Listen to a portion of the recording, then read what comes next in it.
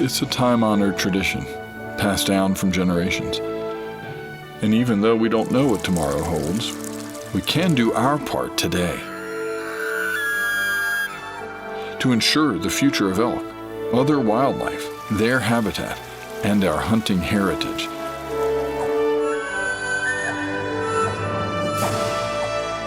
Join today and help us ensure the future.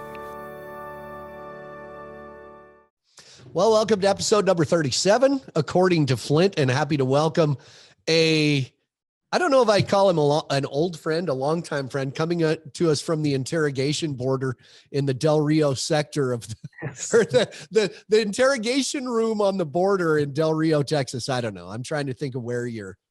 Look at you. You're this in room, the shower. This is the room. This is the room that you're in. That, like, if you're trying to get into Canada or you're trying to get into Mexico, like, when they pull you aside in this room, they're about to put their finger in your butt. So this is that like, room. Mr. Bates, come with us. This is the come with us. Our dog detected something. Brandon Bates, the one and only Brandon Bates. No, yeah. But no. You're in Park City, right? I'm in Park City. I'm in Park City, Utah, and I have the shared office space. It's this really cool thing. So if any entrepreneurs are watching this or listening, they had taken this old bowling alley in Park City, Utah, and converted it into this shared office space. And it's super cool. It just has a bunch of offices everywhere, like a bunch of Zoom booths where you can be soundproof. They have like an entire coffee bar, and like it's just a really cool space. And I have 3 kids, so and today's obviously a holiday as well. So being able to get out and away from my kids and get somewhere quiet is a literal miracle in itself. But here I am. So that's why I'm in a sound tight booth. I'm in a booth. Yeah, speaking of for all you always in our conversations through the years. And now it's about being an entrepreneur. It's businesses here. And, that's innovative in Park City, Utah. It makes sense that it's there. Address it now. You're wearing the hat, America, we grow beer. I see them in every airport I'm in. And give me your title. That is Rural Cloth is the company. You are the owner, founder, CEO. I don't think people know that. That's good. But honestly, that was always kind of my design. I mean, truthfully.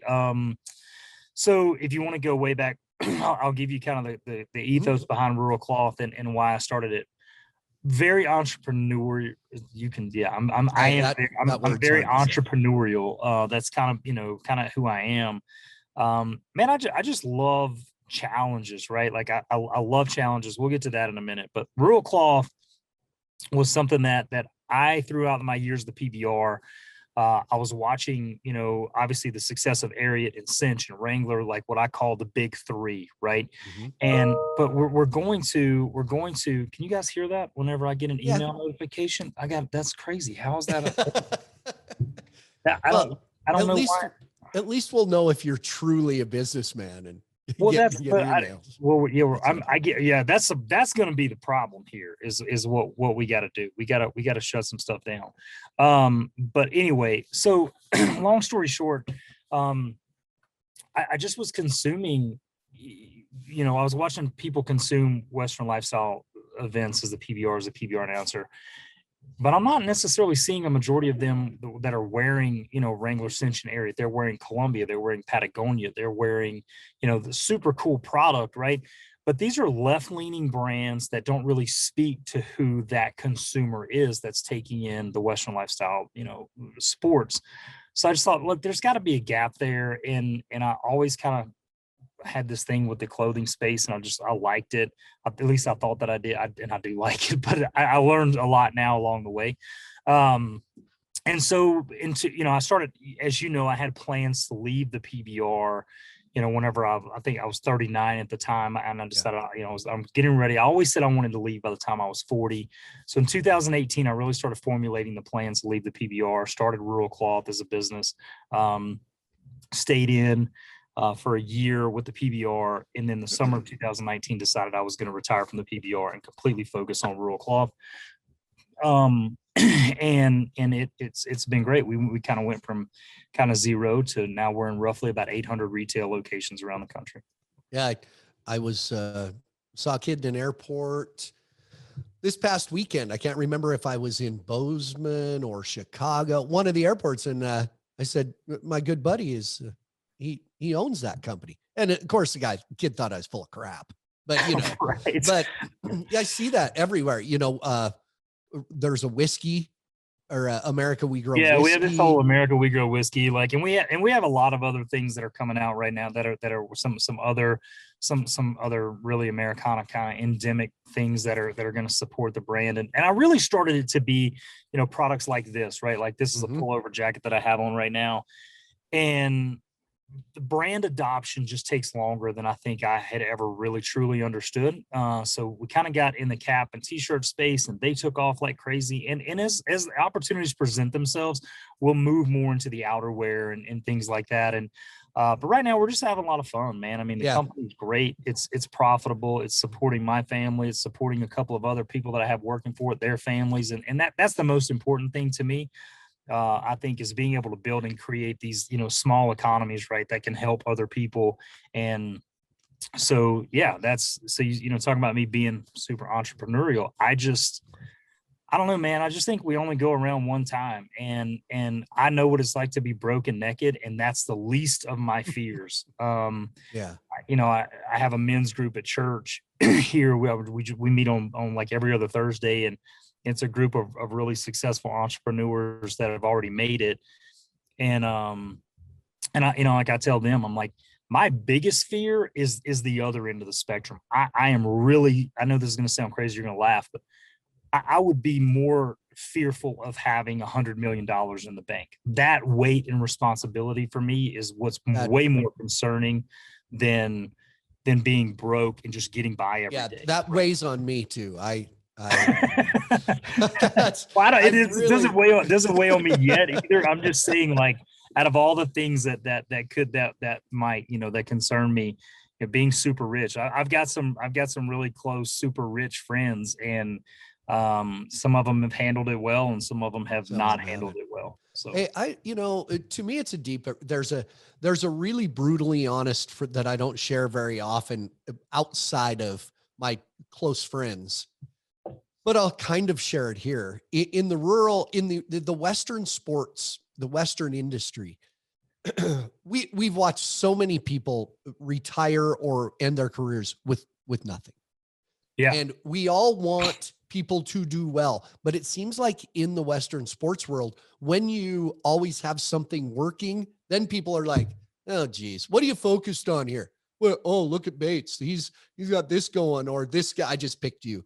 Yeah, no. It's great. It is a very contradictory kind of industry we're in, where if you do succeed or pursue something else, there's a little almost stigma. And I know there'll be people watching this disagree, but I've seen that. We want cowboys to do well, but then when they do well, they're sellouts. Or, right. You know what I'm talking about. Well, yeah, I think you're kind of partly describing the reason that I made the decision. I made the decision. And it was kind of partly made for me, but at a very young age, 22, 23 years old, to basically just all in focus on the PBR and not rodeo. You're describing a little bit because, like, I couldn't stand the politics in the announcer world of pro rodeo. I couldn't stand the politics of having to go kiss ass to every rodeo committee of every big rodeo that I wanted to work. Like, and that just wasn't for me. I think there's a lot of guys that, there's some of them that like, a really good friend of mine. He knows I'm not picking on him. Anthony Lucia navigates it better than anybody I've ever seen. He's really talented, by the way. I mean, really, really talented. Right. Live arena announcer, but he loves that world, man. He loves the relationships. He's a great relationship guy. But for me, like, it was just never my thing. And I just, I wanted to work for one person, and we want to kiss ass once. I only want to kiss one company. Yeah, I'm a one ass kind of guy. Like, I don't like multiples. Right. So anyways, that's kind of, but yeah, I think I know exactly what you're describing. Like, I mean, people find success and we want to somewhat criticize them, or we want to, there's a lot of people in the Western lifestyle space that, does he think he's better than me, or does she think that she's better than me, or, whatever. And, I don't know, it's like clothing, like competition in the clothing space. I know some people out there that have some brands and different things like that are really, really weird about competition. Like if you're against them and you own another company or brand, like, they just hate your guts. And I don't have any of those because it's clothing. Like there is no such thing as competition. That's like, casket companies. I guess you can say there's competition, but everybody's going to find one. So, you know what I mean? Yeah. Yeah. Um, What were we, kind of backtrack a little. How long was our career together in the PBR? You as an announcer, me in the arena. What would your first year, hey, when you stepped up and did it would have been the Built Ford Tough series then, or the Bud Light Cup? Bud Light Cup. Bud Light Cup. Yeah. Let me really date myself. Yeah, no, me Bud too. Light Cup. Me too. The first one I did 2 that year. I did Nashville and I did Bonanza at Lazy, and that was in 2020. That was 2002. 2002. See, and that was before I 20 years ago. I was an exclusive anything with PBR. So I never went to Nashville or Bonanza. So when you first came, I didn't necessarily jump right in with you. It took a couple of years. Yeah, no, yeah. You were kind of, slaying the dragons of pro rodeo. You were the hottest thing in town. And no, I was just a kid, man. I was just a kid, and came up. Justin McKee had just moved to television when TNN and those guys had done the contract with PBR, and then it quickly became OLN. And then that's when they really needed me because Justin McKee went to OLN, and then they had an announcer spot open. Bonanza and Nashville were really good fits because of our relationship with the Lazy E, and at that time they were individually hired. So Justin had talked to them about hiring me, and then it just kind of snowballed. And tough week for sure. But Jerome Robinson called me in, and I remember exactly where I was standing. I remember the moment that I got the phone call. Or the only thing I can't remember is a specific date, but I'm like, I know the month.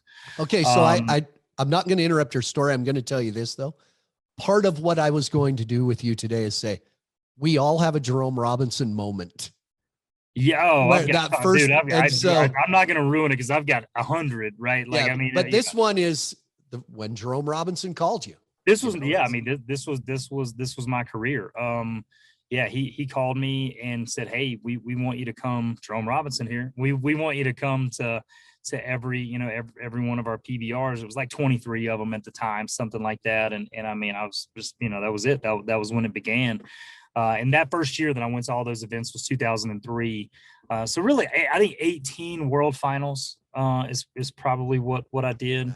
And that's the thing is like, and I've done a couple of other podcasts where I've tried to make sure that I clear this up, because I think people think that I like left because I was pissed or that I didn't. That's the thing right now. If anybody ever leaves the PBR, JB Mooney, he told PBR to kiss off. No, he was 0 for 2021, 2 months into the season. That's the truth. Yeah. But JB would tell you. But there's always what was the blow up? People always do that to me. What was the big blow up? What was the reason? Yeah. Well, yeah. I think people think that there was something there. And no, it really, what it was for me was a personal decision. I have three girls, 3 daughters. One of them at the time was just born. She was born, in fact, January 28, 2019. And it was just time, man. Like I had just done everything that I wanted to do. I had seen every big city. I'd been every big arena. Like I had done it all. And I just wanted to change. I just wanted, like I said, we only go around once. And as we found out with Jerome this week, tomorrow may be our last day. Like you just don't know. And the last thing happens, whether it happens as peacefully as it did for a guy like Jerome, or it happens for me miserable on a deathbed until, whatever. I don't want to be laying there going, man, I wish I had. I just wanted to go do it. And I remember where I was when it really hit me. I had already kind of had those plans in the back of my mind, but I was in Bismarck, North Dakota at Chad's event in the summer of 2019. And I'm in a hotel room at the Ramkota.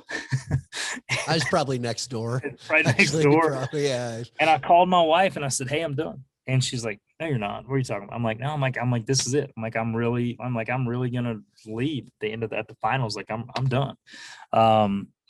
And that was it. That was when I made the decision. I put a countdown timer on my phone, and that final Sunday at the World Finals, like, yeah, I mean, dude, it was rough. It was hard too. I mean, it was not easy. Like people like that's how I can tell you if anybody thinks that I left because I was like angry or had beef with, you know, anyone or anything like that. Like when that event was over with, like I went into a one of those rooms in T-Mobile by myself and just like sobbed. I mean, just like Yeah. uncontrollably, like for like complete out of breath, like the Richard Jones. I couldn't put it together. You know that moment though, that moment where he said, "That's it, I'm done." I remember because I had been offered with the PBR. Randy Bernard said, "We'd like you to just, if people want to see you, they know they have to go to a PBR." I said, "Are you kidding me? I'm still doing this rodeo, and I'd had a hernia surgery that spring, and I remember my rodeo season started back up in June, and where I was had nothing to do with that rodeo. I don't want that to be misinterpreted. I was in Tooele, Utah. The rodeo in Tooele, Utah in June. My brother Will was announcing. Katie was with me.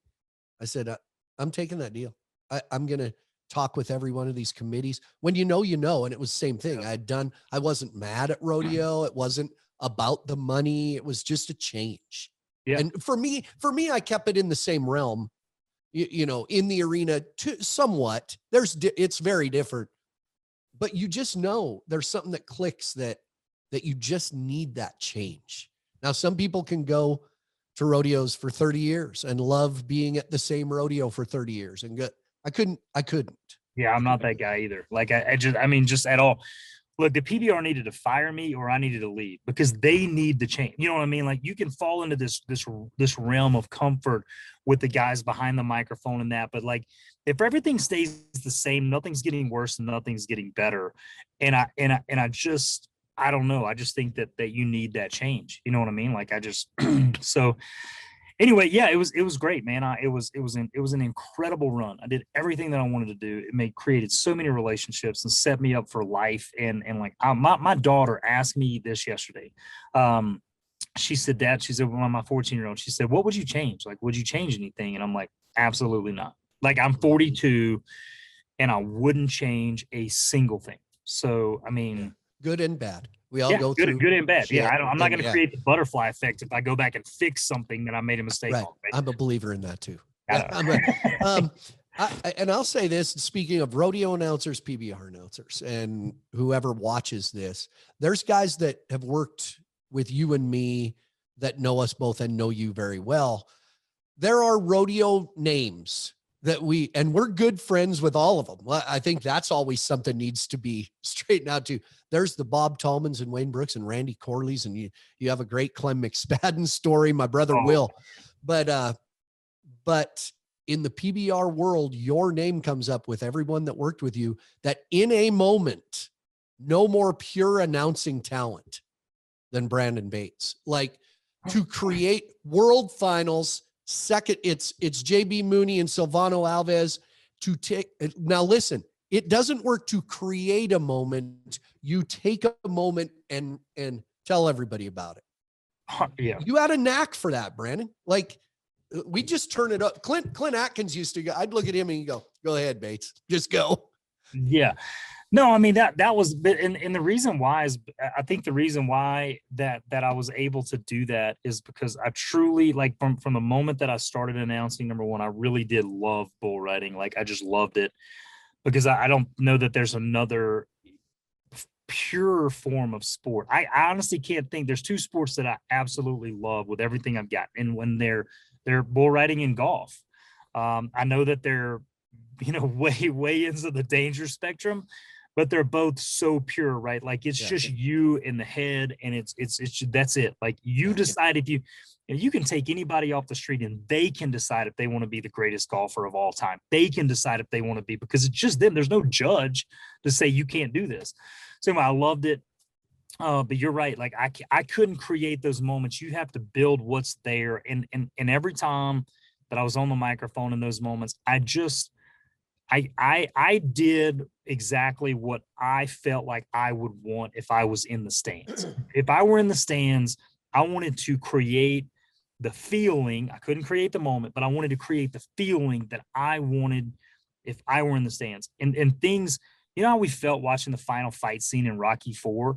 Like, that's what I felt like every time. Like that, like when those big moments came up, like that's what I felt like every single time.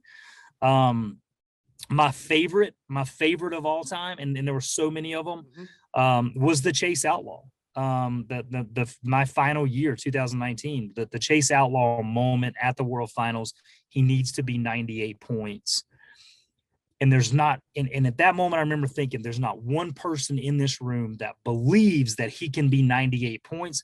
But let me tell them a story where they feel like there's a glimmer of hope there. And so here's the great backstory behind that call. I really wish we had the ability to play it in this, and Dave Poirier and those guys at PBR have it. But we're coming out of break. They're the last few, right? We're coming out of break, out of intermission. And I looked at the sheet. I could see what was going on. Chase Outlaw's there, and he's got smooth operator. and I just happened to be walking out of the tunnel back to the announcer stand, coming out of the long break, going to the championship round on the final Sunday. And I told the judges, I huddled them all together. It's my last day, right? Last 15 bulls. I huddle all the judges together, and I'm like, guys, I don't want you to hate me, but I'm about to throw all of you under the bus. So just be prepared. And they have no idea what I'm talking about. But I had already played it out in my brain. Chase gets on, over the top of smooth operator. I start into my spiel about, let me tell you a story about when Cooper Davis had this bull in Atlantic City, New Jersey. Yeah. It was the greatest bull ride that any of us had ever seen in our entire life. And the judges got it wrong. Do you know why they got it wrong? Because he had a chance, and he should have been 98. He should have been 98 and a half, because it was the best bull ride we had ever seen up until that point. And that was the deal, right? Like, Chase is in the buck and shoot. So if you think that he needs to be 98 and he doesn't have a chance, you've got to understand this is that kind of moment right now. And that was probably my funnest. Because I got to do some of the fun things that I wanted to do. I had no fear of the retaliation that was going to come from Cody Lambert or anybody like that. Like, what the hell are you talking about our judges? And I'm like, I'm taking my shot, dude. Yeah, I'm getting out of here. So Lambert gave up chewing your ass a long time ago. Oh, he got that out of his system. Yeah. By the way, the Cooper Davis ride, I call it not necessarily the greatest ride I ever saw, but I call it the greatest ride nobody saw. Remember, it was at Atlantic City, and there was 2,000 people there. Yeah. Remember that? I wasn't. And it was there, a fun event. Yeah, because I didn't. That's right. You weren't there. Yeah, I wasn't there. I watched it on TV. It was right during the middle of elk season. I was always hunting that week. But I do remember. It was. So I think you told me when you were getting ready for the Chase Outlaw call, and you said, "Watch what I'm going to do." You used to do the, "Hey, come here." But hey, it brings you. In your description of that story, it brings a little different, that sheds a light for people on our format of a live show. There's the two things. There's the NFR, where there's live TV now, but it was run it as fast as you can, and when the people leave, they're going to be exhausted. I mean, basically. Yeah, right. And people will say, you guys have all these commercial breaks. It really takes away. It really allows for us during a commercial break to prep, to talk about the storylines. If you go to the NFR, there's never a drama or storyline created in the live arena. Am I right? It's just, you're 100%. Here it is. Here's the product to go. Those breaks we have allow us the chance to kind of write a script for the moments that are about to come up. Yeah. I mean, specifically on that day, right? So, specifically, and almost on every weekend, but yeah, they're just two totally different products, man. And look, the NFR is great. I enjoy going there and watching it, but I do feel like through the course of the time that I'm at the NFR, I always say this: I can't tell the first round any different from the 10th round, and that's a problem for me. I'll be straightforward about it, and I work in the atmosphere of the NFR. It's a problem for me. I don't agree with it. Yeah. And so anyway, go ahead. Yeah, no, I just think there's an opportunity there to create bigger moments and do some things. But hey, it's their rodeo. They sell it out 6 months in advance every single year. And who am I to say what I would do different or, whatever?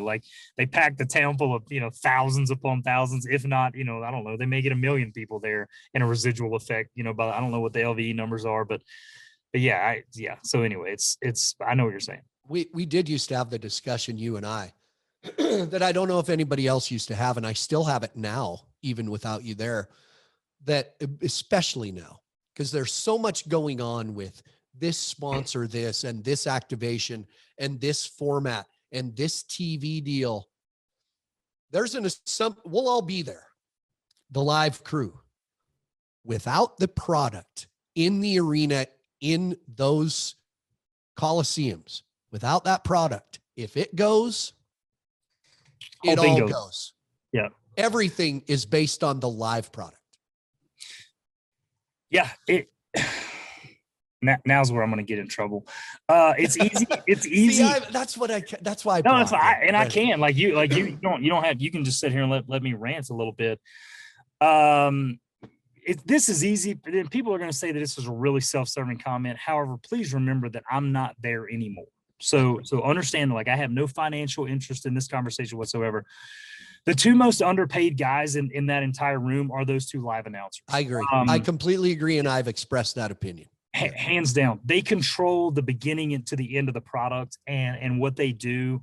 It's Clint and Matt now, they should probably pay them, 3 times what they do. So like I said, I wasn't mad, but I can say that, had my contract been 3 times what it was, it probably would have been impossible for me to leave and impossible for me to, do some other things. But that live product, and I think there's a lot of guys that are probably underpaid, right? Like I just do. That's just my opinion. The PBR doesn't have to agree with it. They can, say whatever they want. It's their budget. It's their money.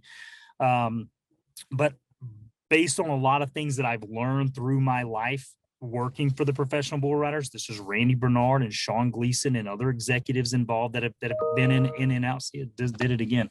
That's Sean Gleason. That's Sean Gleason emailing you. Emailing me in. I have learned through, and I'm not even singling him out by any means. No. Randy, I probably learned this more from Randy. Randy and I are on a much better playing field now than we were when I was younger.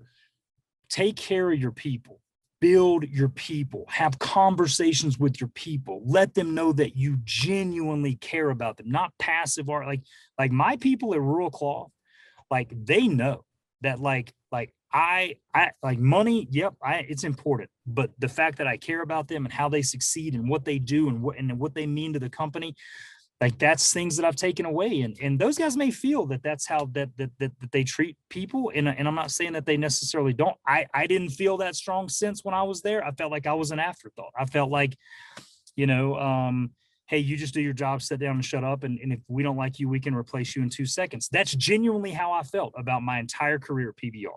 I'm not trying to be an ass, but I'm, like I said, that's not why I left. That's not why I left, people. I left because had a family and I wanted to try other areas of business. And let's be clear. You've never had to try to be an ass. No, I've always done a pretty good job of it. Really great job. Yeah.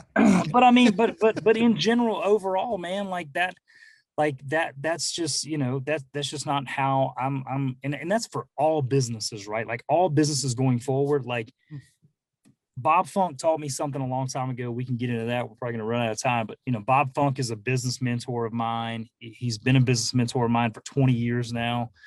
I have so much respect for the guy. And I asked him, we're on his jet flying back from the NFR one year back to Oklahoma City at night. We both go to the airport there and Henderson jump on his plane. We're headed back to Oklahoma City. And I'm probably 25. And I remember looking at him, and he's at the time 70, 65. I don't know how old he was, but I look at him, I'm like, I don't want all this shit. You got like your leverage to the nines, you got hundreds of millions of dollars, your company's worth $2 billion. Like, I don't want that kind of headache. But what do I do if I want 10% of it? And he looked at me just as calm as could be, and he goes, people. He's like, it's your people. He's like, it's what you invest and what you surround and how you treat your people. Because let me tell you what they'll do. They will either make you a king or they will kill you from the inside out. And he wasn't wrong. And that's just what I learned about business.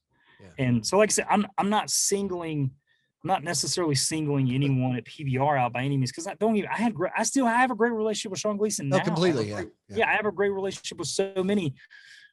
But I think them being a young organization, being a very macho, bravado type organization as well, like like Lambert's mentality and things like that, like it was just like it was like our way or the highway. And maybe that wasn't wrong. They created an incredible product. But I think as you begin to evolve as an organization, the value of your people really, really starts to matter. And that's, so anyway, whatever. I don't want to get in trouble. I just think that I think there's some key people on that crew. You talk about it every weekend, and there's crew guys there. Like, they're like, those guys are incredible, and they're not light bulbs that you can just, once one burns out, you just screw another one in. Like, I don't agree with that at all. I don't either. You bring up Bob Funk. Through your years of announcing, for a lot of those years, towards the end, you were also working for the agency under Bob Funk as a sports agent handling Western sports athletes. Yeah. It's that is an interesting, I've looked at it from the outside a lot because I've never had one. And you know that. Yeah. Did it cost me money?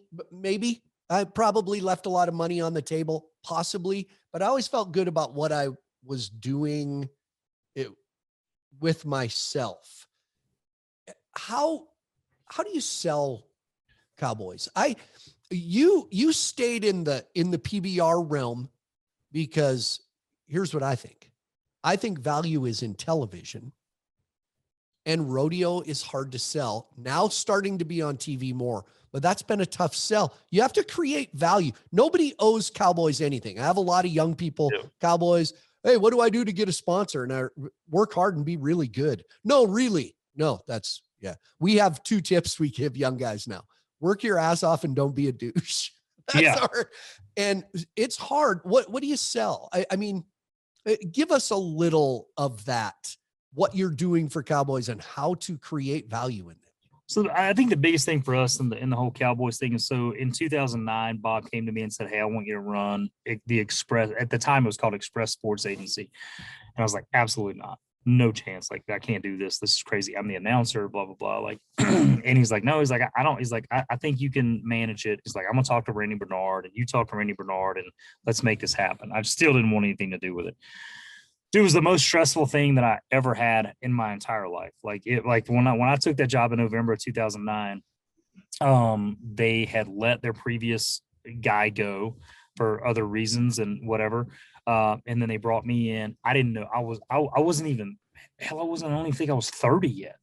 No, I had just turned. Yeah, I did. I had turned 30 that May in 2009. And I had no idea about the sports agency business, and they hired me and kind of threw me in there. They just let their guy. We're right in the middle of negotiating season. I had made a comment about Robson. I'm giving you guys so much truth here. I had made a comment about Robson Palermo not being able to articulate English very well. And I had made that to him and to our internal group as well about, it was about some sponsorships that were kind of wanting the Brazilian guys, but wanted them to be able to speak English a little bit better and things like that. Robson completely took it the wrong way, called me a racist. We're great friends now, but that was the first week. He's like, this guy you just hired, to call Bob. He's like, this guy you just hired is a racist because he doesn't think I speak English well. And I'm like, that's not what I'm trying to say. Bob calls him. He's like, are you a racist? I'm like, Jesus, like, what do you mean? So anyway, so I mean, it was horrible. I mean, it was horrible. And I remember going in and telling kind of the executive there at Prodigal at the time, Express, whatever. And I said, hey, I'm going to be here. I'm going to get this ship out in the deep water again, and then I'm gone. And that's probably going to be about March. This was November. It's 2022. And so I've been there now since November of 2009. That's how long I've been there. Working for Bob Funk is kind of like it's just like The Firm, the movie. Like, once you're in, like, you will die there. Like, you don't leave that place. And it's not because they're like some big evil corporation. It's because they take such good care of you. You can't ever leave. Like, you just can't. I mean, Bob, let me just give you a little insight to who Bob Funk is. And for every business owner out there, take from the PBR, whatever, a whole 9 yards. And this is Express. Anything Express. This is Express, Prodigal, the Funk companies, Bob Funk. This is Bob Funk. Right. I get a call from him 2 weeks ago. And he says, "Hey, I just want to call and let you know that I'm gonna load a travel account for you at the travel agency for you to take your family on vacation whenever you want, wherever you want to go, whatever. There's $7,500 in there. You use it to go do whatever you want to do." Like just out of the blue, like unsolicited, like, dude, I'm telling you, that's how they operate with their people that are close to them and that they feel have protected and tried to help their companies grow and things like that. And that's not the first time. I bet over the course of 12 years, I know this. I never thought about it until now. I bet over the course of 12 years, there's been $100,000 or more of just ancillary. Hey, go buy you this. Hey, here's a Rolex for being here for 10 years. Hey, there's $5,000. Hey, do you want to go to the Bahamas? Let me pay for you and your wife to go to Hawaii. I mean, like, I'm just telling you, there's been well over $100,000 over the past 10, 12 years of me working for them, where it's just like, we just want to let you know that you're appreciated. Like, and for their executives, that's what I'm saying. So when you're in that, you don't leave, because that's how they treat people. I think I have a resume here. Yeah, right. Yeah. So yeah. So the question that you asked was like, what do I do for the Cowboys? Yeah, we've really just managed their sponsorships. We don't negotiate contracts because there's not really, we'll get into that in a moment, but up until the teams thing, there's not really been contracts to negotiate. But even more than just sponsorship in the PBR, I started, when I came onto the agency, a fundamental belief to develop great talent. That is what I'm selling. I want to develop great people. I want to develop great talent, and I want them to essentially sell themselves. The guys that I have, man, they do, like, they make it easy for me. Tell us, just tell the people some of the guys you represent, if you can. So, you're Cooper. Yeah, no, absolutely. I can tell you all. Cooper Davis, Jess Lockwood, Kaike Pacheco. We helped Cord McCoy, Mason Taylor, the new kid Austin Richardson. We helped Matt Triplett. He was with us for a long time. We've had a lot of. There's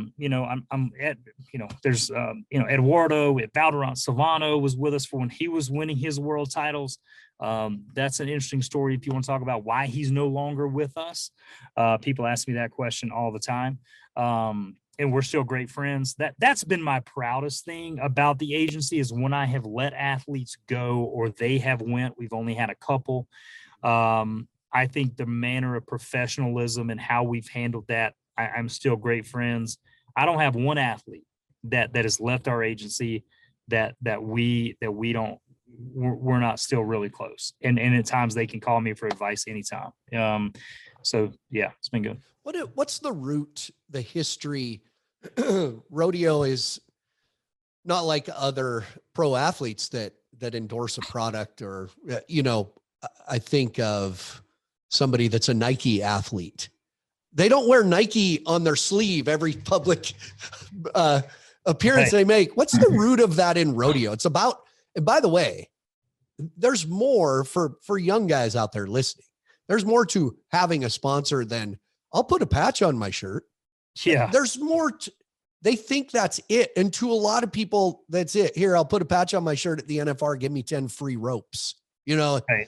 Yeah. But what's the history of that? Is it a NASCAR thing? What yeah, is that? Yeah. I mean, I think that's the only uniform that they have. Right. So, I mean, that's a little bit of what it is. I think it's a little bit of a NASCAR thing. I don't know. I just think it kind of, evolved, and you go back and look at those pictures of guys competing even in the, the 80s and 90s, there wasn't really sponsorships then. And then they started to come up. And one of the original founders of the PBR was probably the best at it I'd ever seen in the early days, was a guy named Mark Kane. That was eventually my path to the PBR as well. We're both from the same town, graduated in Atoka High School. Mark was great about sponsorships. He really developed it. And then there was the first original kind of agent that sold sponsorships was a guy named Mark Neslin. Yes. That's who Bob Funk actually bought. He bought Mark Neslin's agency and then and turned it into, what it is today. And like I said, I've been there for 12 years. But I think what you're really getting at is, we're talking about developing talent, right? Like that is, we're talking about the young guys where it's like, about just, give me 10 free ropes, I'll put a patch. Man, when I bring in a guy, like, it is a constant level of, coaching, if you will. Like, I have certain things that I want to see out of those guys. I let them know very early on that, like, you want to party, you want to drink, you want to do all that, you want to get a DUI, you want to get, whatever. Like, you're probably not a fit for me. But if you want to focus on a very short career, if you want to maximize your potential in this short window that we have, and make no mistake about it, it's a short damn window, then I'm probably the guy for you. But it's going to be a lot of work. But if you look at our track record, we're likely going to turn you into a world champion, because I don't sign you if I don't think you have that type of talent. If I don't think you can be a world champion, I'm not signing you. It's that simple. Mason Taylor's a great example of a guy that we've been developing, slowly over the past year and a half.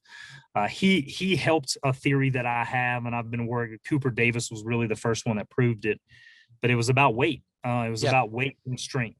And Mason broke his jaw towards the end of the regular season, had to come into the World Finals, and he's, loses 15 pounds. And he can't buck off, or he rides everything.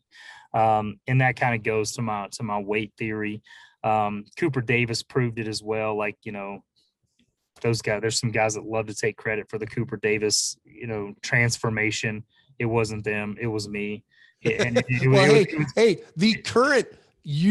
podcast is the episode after Cooper Davis. Am I right, Logan? And he told that, for one, he said Cody Lambert and JW Hart caught him at a deal and said, there's 3 fat guys standing here, but only one of them's trying to be a bull rider. And that was like, hey, wait, what? We'd had that conversation. I mean, I talked to Cody about it. I just seen an incredible amount of talent in Cooper. And I'm like, hey, you are fat. Like, there's just no question about it. Like, you're fat. Like, and that was when we got him with I don't know if you remember then, he was sponsored by a company called Mountain Ops. Yeah. We got him with Mountain Ops. We really started getting him a strict workout program. Dude, he lost 15 pounds, 20 pounds. I'm not kidding you, in like 40 days. Like, he had a 19-year-old metabolism then, and it just, he was losing 3 pounds a day.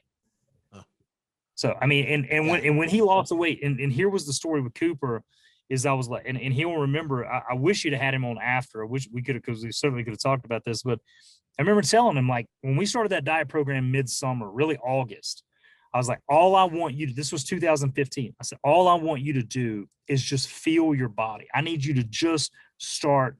Like, I don't care if you buck off. I don't care what you do. I don't want you to win right now. I just want you to feel it. And when we get to the World Finals and you've reached your goal weight, that's when we're going to go foot on the gas. And that's when everything changes. So it was a matter of, like, we basically used the rest of the regular season as training camp. He didn't win an event. Going into the World Finals was on no one's radar. A good friend of mine, it's a stock contractor, Cody Lambert, calls me one day from the Calcutta at the South Point and says, who you got at the World Finals? I said, bet the house on Cooper Davis. He's like, you are insane. He's like, you're nuts. He's like, but I'll put 5, because I think Cooper win at the Calcutta was like $500 or something stupid cheap. He wins like 20 grand, but the Calcutta guy, Cody does.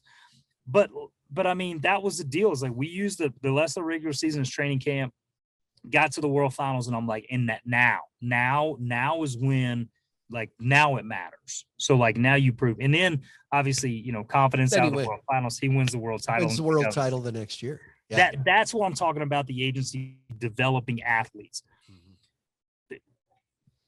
Whoever, JW, whoever, they can all watch this, they can ridicule me, whatever. Let me tell you, the biggest thing that this sport has been missing is the fact that if you think that you have to be a great bull rider, or have had to have been a great bull rider to teach this and to teach people how to be good and how to get better and how to be a champion, you couldn't be more wrong. I don't care what your opinions on it are. I promise you, I've proved through Cooper Davis, Jess Lockwood, Silvano Alves, Kaique Pacheco, I'm right. Like, I'm right. Like, and my wife even said this to me the other day, because I'm like, there's been a couple of guys that just had unbelievable raw talent. Silvano Alves, one of the greatest talents I've ever seen, right out of the gate. Jess Lockwood, same thing. I recognized him in high school. I'm like, holy cow, this kid's the real deal.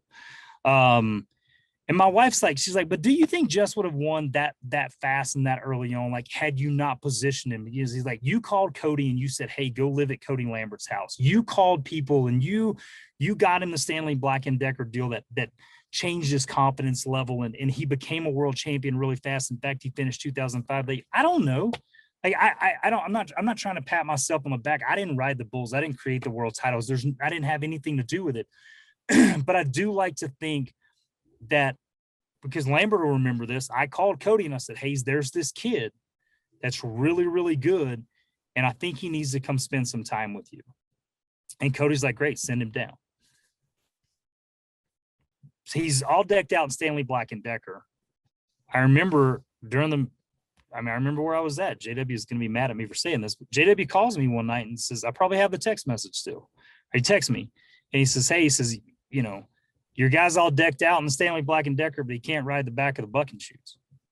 Like, he called me and said that. Or text me and said that. And I'm like, yeah, just give it a little bit. I don't even know that I responded, because I'm like, I could see it.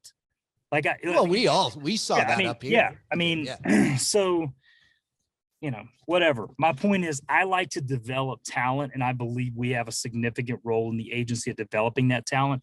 Where you're about to see how good or how bad I am at developing talent is in this teams deal that we're about to talk about. Yeah, which we're going to talk about next. And I'll say this before we get to that. I'll say the reason that you don't, it takes good bull riders to help good bull riders, but they admit there's only a few fundamentals of bull riding. There's just a few things you got to get right. It's a matter of doing them all right and polishing all of this out here to get that right. You know, anyway, I see it. Mason Taylor. I like Austin Richardson too, by the way. He's good for business. Speaking of that, we'll see what happens. The teams of the PBR. You are a general manager of one of the teams. All right. Correct. Yeah. So we've been, yep. Go ahead. Yeah, you're fine. But yeah, we basically created, you know, kind of a firewall, and the guys that we represent, we're moving the you know, during the team season, whatever representation factor of the guys that we represent. Obviously, we can't do that and be the GM of a team. So we're in the process of creating that firewall now. But like, we've never negotiated contracts or anything like that. So it's really just been sponsorship. But now PBR's contracted Prodigal to be the general managing third party to operate one of the two league-owned teams. And that's the Oklahoma Freedom, by the way. Okay. Good name. Yeah, I look. I'm gonna give Sean Gleason that. That's him. He did great there. I mean, he did. He called me and said, "Hey, what do you think about this name?" And I'm like, I don't know. And then like 30 seconds goes by, and I'm like, I love it. And then like a day goes by, and I text him. I'm like, I can't come up with anything even remotely that good. I loved it. So yeah. Okay, a big misconception right now with the teams. Even though we're now in the midst of a regular season, regular format, crowning a world champion. Big misconception is that people think we're abandoning crowning world champion, individual titles for a teams format. Not true. That it separates. It's the second half of the season is teams format. So we're still crowning an individual world champion. Let's get that straight up. Yeah, absolutely. Look, let me tell you something about the season from January to May.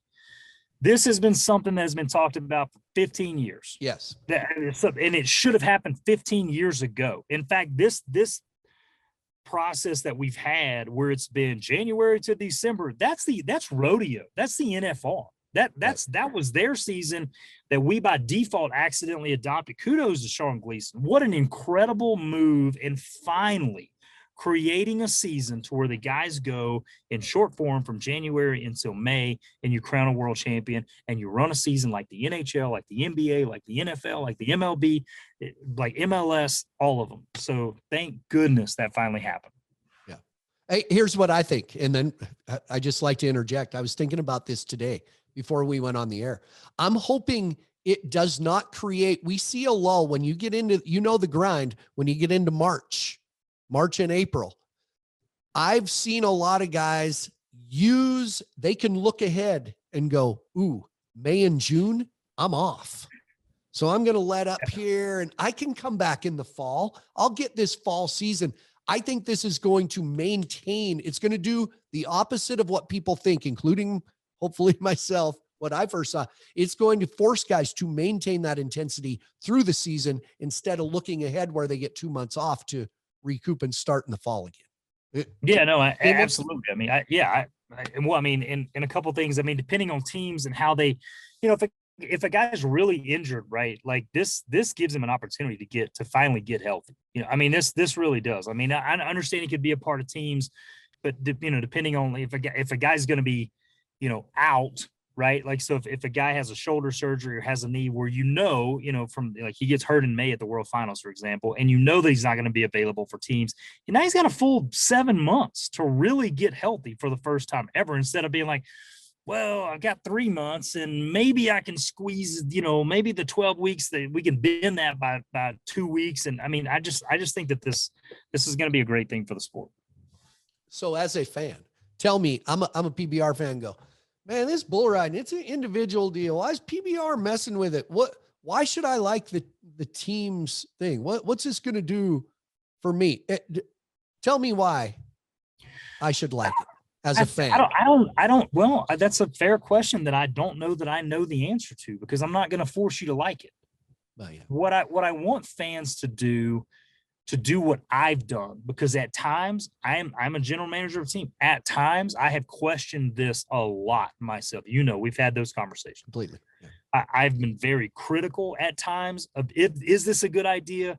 Is it a horrible idea? And there's been times where I'm like, this is a great idea. And there's been times where I'm like, this is the craziest thing. I can't believe we're doing this. So as a fan, I'm right there with you. I feel you. What I want you to do is keep an open mind as a fan. And the reason why is because these bulls have been dominating the landscape. Riding percentages year over year just continue to go down and go down and go down, right? But I think for the first time that we are going to see what happens when you put an athlete together with another athlete that will tap him on the shoulder and say, hey, this time you're not just doing this for yourself, you're doing this for my family too. And I think these guys have something in them that is different than any other sport out there. Number one, they're fearless to begin with. They're willing to lay it all out on the line. When you combine that ability and that mentality in an athlete, I really think you're going to see something from a riding standpoint. I think you're going to see some really incredible moments. So I just do. I think if you like to see great bull rides, I think that's what you're going to get here. So, are the guys, I just did that because that's a great clip to advertise this podcast right there. I looked at Logan and said, that's a good clip right there. Are guys, to clarify for fans as well. Instantly they go to the independence, rough and tumble independence of cowboys. They make what they win. Some guys win 50,000. Some guys win 500,000. Are guys on a salary, and are there bonuses for them winning? What's the structure of that? Explain some of that. There is. Yeah. I mean, there's there's going to be base salary, that'll cover travel and different things, because these guys are all still independent contractors. So don't forget about that. Like, they are independent contractors.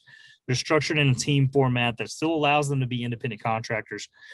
But so their base salaries aren't going to be significant enough to support them or kind of make them, want to ride a week or be like, oh, I'm getting paid anyway this weekend. Like, there's a significant rider prize pool there as well that they can, pull from and win from. So you're going to see that.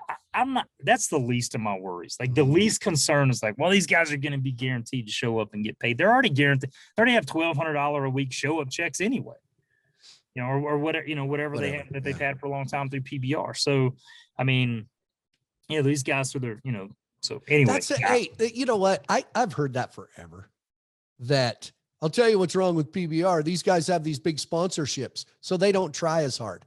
Well, then they're not a real athlete.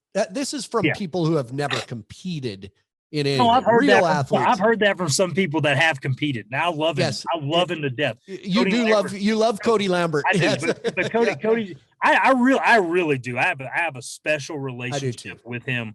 that we can just fight and argue, like, and he can get so mad at me and I can get so mad at him, and then it's just over and it's done and we're talking about other things. I mean, he's chewed my ass before about it. He's like, I can't believe you're getting this guy's this much, $100,000 in spot. Jess, in the very beginning, I can't believe you're just gonna ruin him. I'm like, but Nike didn't seem to ruin Kevin Durant, so I don't know what the difference is. Exactly. Like, I mean, like, so. And I'm just talking about being an athlete. Kevin Durant and I probably don't agree on a lot, but you get the point that I'm trying to make. So no, it's not just non-athletes. It's been some athletes that are very close to the sport that have kind of hammered on me. He never had it. All he had was denim. Yeah. That's all he had was denim. By the way, you're just mad you didn't have me as an agent, Cody. I was thinking as you were talking about the uniform and guys getting sponsors. Maybe, I don't know if you have a memory of first seeing that when you were young in rodeo. The first ones I remember, there were a couple. First of all, Deb Greeno, Mark Garrett, Clint Bronger, and Dan Mortensen were all DeWalt guys. Remember that?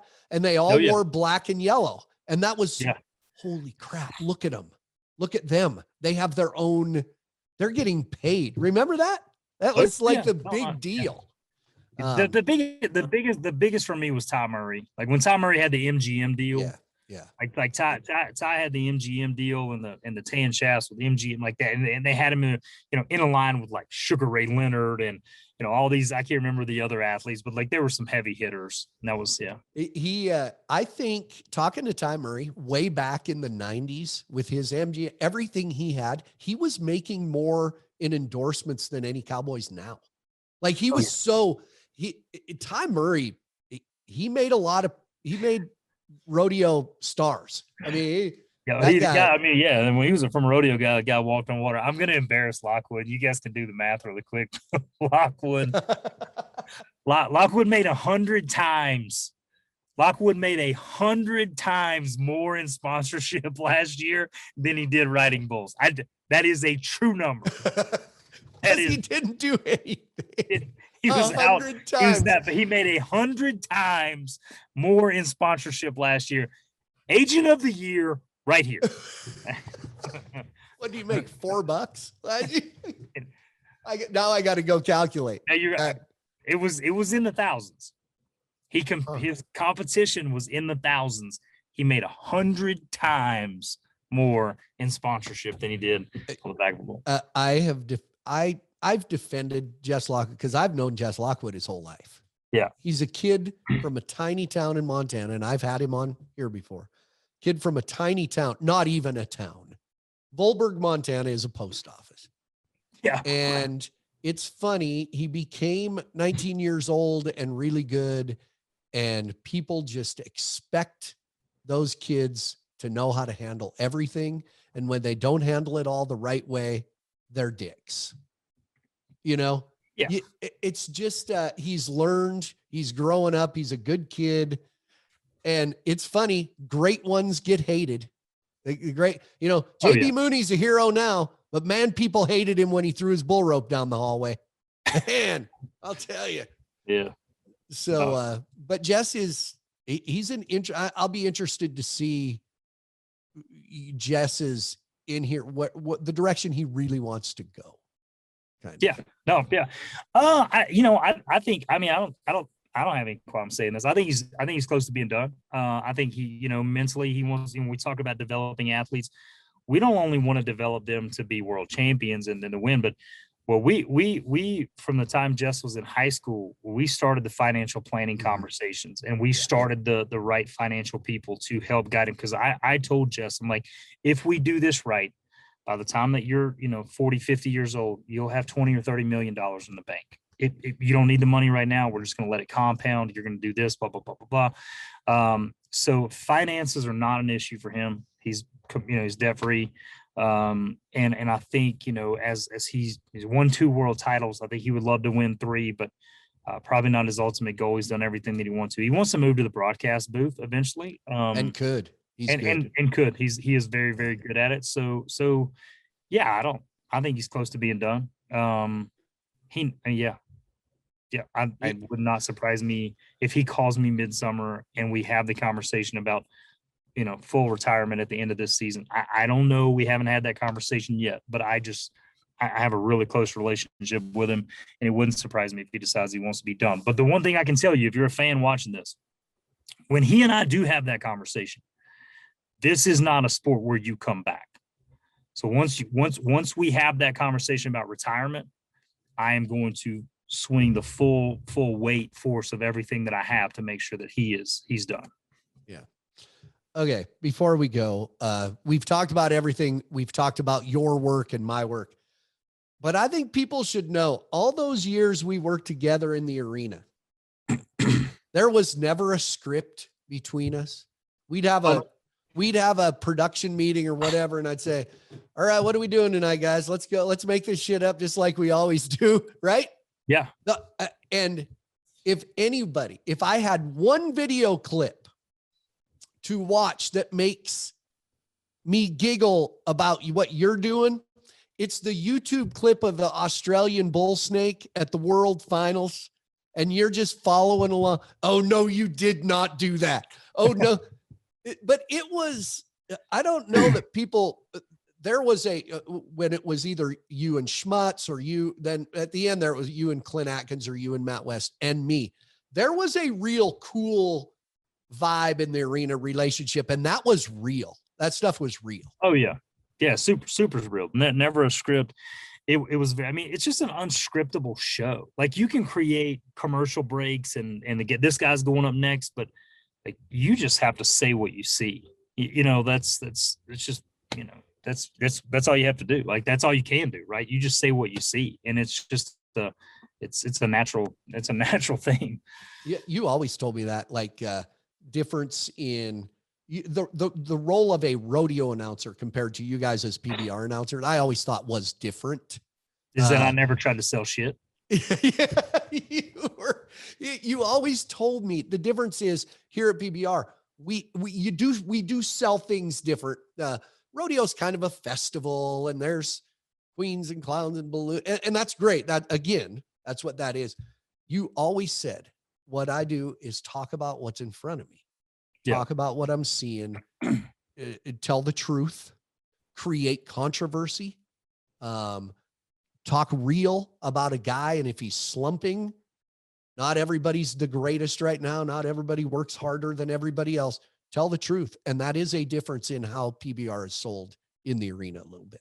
Oh, absolutely, man. Look, there's times when like specifically the couple of years when I went to work over at Ride Pass, like, man, there's athletes that just hated my guts. Like, they did because I told the truth, and they're so used to being told all the time, like, oh, he's great. You're doing this good. Blah, blah, blah. And I'm like, no, sometimes you're not. Like, sometimes you're just throwing up bricks, and people need to know that, you know what I mean? Like, Cody Nance, Cody Nance almost tried to fight me one time in front of the South Point Hotel and Casino. This is true. You remember this story? Yeah. Well, I know it wouldn't have lasted long, but go on, please. So we're out in front of it, and I know we got to go. We're straight up out of time, but we're out in front of the Click Thompson was there. He's my reference for the story. He was the guy standing next to me. We walk outside the South Point. I used to say this thing about Cody Nance all the time. I said, it's going to be 90 or wreck. It's going to be 90 or wreck, because that's how I felt like he approached bull riding. It's just like and it was, to me, it was a term of endearment. Compliment. Yes. It was a compliment. Yes. I was like, this guy just going to try his guts out. And if this isn't going well at 6 seconds, it's really going to not be going well at 7.9 seconds. Like, it's just going to be a disaster. If it's going well, he's got a chance to be 90 or 92 or whatever, because it's just wild, right? Like, and it's just fun to watch. That's how I felt about Cody Nance. Cody thought I was being very critical of him, and inside the parking lot, he pulls me aside. We're waiting on valet in front of the South Point. He goes, if you say that one more time, I'm going to kick your ass. I'm like, I bet you won't. And I said, I tell you what, I got 2 more performances to announce, so I'm going to make damn sure that I say it tonight, and I'm going to say it again tomorrow night. And that's the last time that we. And that was it. But that's pretty much it. And Click Thompson, I'll never forget Click Thompson standing next to me, and he's just like, he has no idea like what's going to happen next. And Cody is like, I like Cody. I'm not, but Cody, like, I just kind of called his bluff, right? And Cody's like, he didn't really know what to do because he was like, this announcer's just kind of bowed up, and I was fully prepared to get my ass kicked. Just so you know, like I was like, yeah. I got 2 days left on this job. Like, just let's get after it. But no, and my point is, I told him, I'm like, no, but you're never, ever, ever going to tell me what I can and can't say on the microphone. You may not like it, but I'm going to tell the truth as an announcer. And that's how I lived every single day as an announcer. And I don't regret any of it. I probably hurt some feelings, and that's okay. My feelings get hurt all the time. But fans deserve the truth. They need to know what's going on. That's what I loved about my job, was being able to tell them exactly what was happening, not only in the arena, but in a respectful way, what was going on behind the scenes too, that made the stories compelling and made that event meaningful. Oh, that's my wife calling me, by the way. That's your wife calling. Well, listen, hey, buddy, I do appreciate the time. And I'm glad we talk a lot, because we need to, because we have a lot to cover. So listen, hey, before I go, I know you know my mom, and this week is her 84th birthday. Tell Tootie happy birthday. I will. Tootie, happy birthday to you. So so happy. 84. We should all be so lucky. And I'll tell you, you scared the hell out of us there a couple years ago, Tootie. And for you to come back full circle and be doing this well, I'm super happy. So from all of us to you, happy birthday. Thanks, buddy. Hey, thanks for doing this, man. I appreciate it. No, thanks for finally having me on after a couple years. Yeah, Thanks, buddy.